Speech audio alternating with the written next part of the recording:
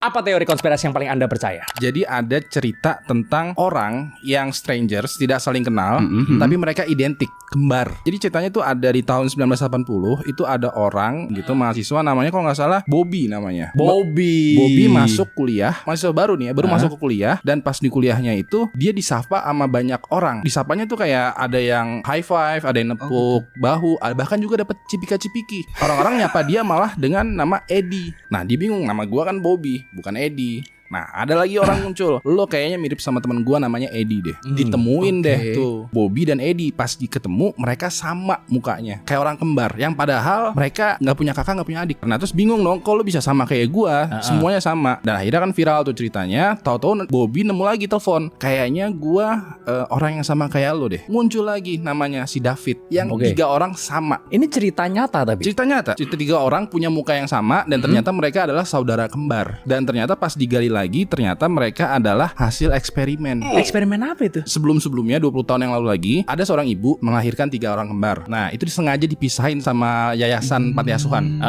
untuk meneliti bahwa apakah manusia itu terbentuk dari nature atau nurture, gen atau lingkungan. Nah sengaja dipisahin. Dan itu ada teorinya, semuanya ada dokumennya. Dan itu penelitiannya udah berhenti, tapi dikunci sampai tahun 2065. Sengaja supaya bisa dibuka, karena supaya semua orang yang jadi subjek penelitian eksperimen atau konspirasi ini udah mati.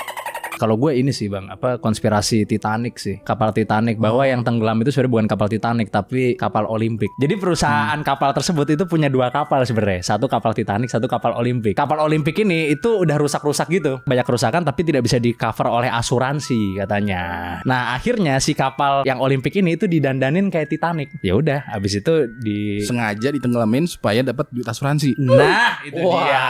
Gila, sengaja ditenggelamin ya kan. Itu.